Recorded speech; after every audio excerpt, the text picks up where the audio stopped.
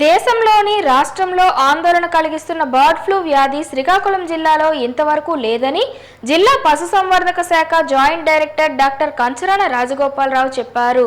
కోళ్లకు సోకే bird flu వ్యాధి లక్షణాలు శ్రీకాకుళం జిల్లాలోనే కనిపించలేదని, లంపీ స్కిన్ వ్యాధి పూర్తిగా అదుపులో ఉందని స్పష్టం చేశారు. శ్రీకాకుళంలో గురువారం ఆయన జీ న్యూస్తో మాట్లాడుతూ, పాడి పశువులకు వ్యాధులు రాకుండా ముందస్తుగానే వేసే లంపీ స్కిన్ టీకా అన్ని పశుసంవర్ధక ఆసుపత్రుల్లో అందుబాటులో ఉన్నాయన్నారు. 4 మాసాలు దాటిన లేగదూడకు కూడా ఈ టీకా వేస్తున్నామని చెప్పారు. రాష్ట్రంలో బర్డ్ ఫ్లూ వ్యాధి తూర్పు, పశ్చిమ గోదావరి జిల్లాలో మాత్రమే ఉందని, శ్రీకాకుళం, విజయనగరం, విశాఖపట్నం జిల్లాలకు ఈ వ్యాధి రాకుండా కట్టుదిట్టమైన చర్యలు చేపట్టామని ఆయన చెప్పారు. ప్రజలు ఆందోళన చెందన అవసరం లేదని, ఉడికించిన గుడ్లు, చికెన్ తినవచ్చని ఆయన స్పష్టం చేశారు. బర్డ్ ఫ్లూ వ్యాధి కోళ్ల నుండి మనుషులకు సోకే ప్రమాదం ఉన్నందున ర్యాపిడ్ రెస్పాన్స్ టీం పంపించి శాంపుల్స్ తీసి వాటిని బెంగళూరు, భోపాల్, విజయవాడ ల్యాబ్స్కు పంపించామని చెప్పారు. వివిధ దేశాల నుండి వచ్చే వలస పక్షులు శ్రీకాకుళం జిల్లా తేనెనీలాపురం, తేలికుంచె వంటి ప్రాంతాల్లో ఉన్నాయని, వాటిని దృష్టిలో పెట్టుకొని ర్యాపిడ్ పరీక్షలు చేశామని చెప్పారు. శ్రీకాకుళం జిల్లాలో ఉన్న కోల్ ఫారాలన్నీ విస్తృతంగా తనిఖీలు చేస్తున్నామని, జిల్లాలో 6,02,000 లేయర్ కోళ్లు ఉన్నాయని, ఇవి కాకుండా జిల్లా వ్యాప్తంగా 7,19,100 నాటుకోళ్లు ఉన్నాయని తెలిపారు. జిల్లా వ్యాప్తంగా 68 ర్యాపిడ్ రెస్పాన్స్ టీం ఏర్పాటు చేశామని, ఇంతవరకు బర్డ్ ఫ్లూ వ్యాధి లక్షణాలు కానరాలేదని డాక్టర్ రాజగోపాలం స్పష్టం చేశారు. దీని ప్రధాన లక్షణం ఏంటంటే, కోళ్ళు ఎటువంటి లక్షణాలు లేకుండా సడన్గా చనిపోతూ ఉంటాయి.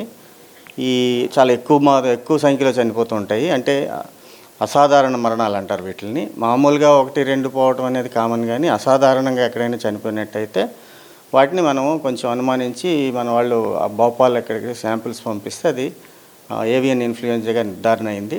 ఇది మనకి ఆ 4 జిల్లాల్లోనే ఉంది. ఆ 4 జిల్లాల్లో కూడా ప్రత్యేకంగా కొన్ని గ్రామాల్లో మాత్రమే వచ్చింది. ఆ గ్రామాలన్నీ రెడ్ అలర్ట్ ప్రకటించి వాటిని అక్కడ అంతా చెక్ పోస్టులు పెట్టి నియంత్రించడం జరిగింది.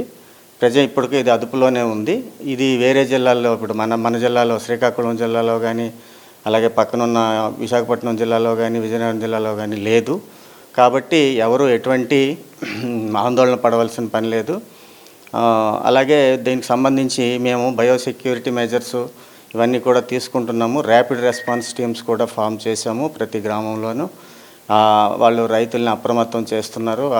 ఎలా అంటే 1-2 చనిపోయినా కూడా మామూలుగా వాటిని ఎక్కడో ఒక దగ్గర పడేయకుండా, కాలువల్లోనో లేకపోతే చెత్త కుప్పల మీద పడేయకుండా వాటిని 2 అడుగుల లోతులో పాతి పెట్టడం కానీ, లేదా బూడిదైన వరకు కాల్చివేయడం కానీ చేయాలి. అలాగే ఆ చేతులు, కాళ్ళు అవి శుభ్రంగా చేసుకుంటూ ఆ కోళ్ళ ఫారాల్లోకి ఎంటర్ అవుతూ ఉండాలి. బయటకు వచ్చిన తర్వాత కూడా కాళ్ళు, చేతులు శుభ్రం చేసుకోవాలి. ఇక చికెను, గుడ్లు తినడానికి ఎటువంటి అభ్యంతరం లేదు. మామూలుగా అన్నీ మనం గట్టిగా 100 డిగ్రీల వరకు ఉడికించటం కానీ, వేయించటం కానీ చేస్తాం. కాబట్టి మాంసము, గుడ్లు తినడానికి ఎటువంటి అభ్యంతరము లేదు. ఎవరూ ఎటువంటి ఆందోళన పడవలసిన అవసరం లేదు.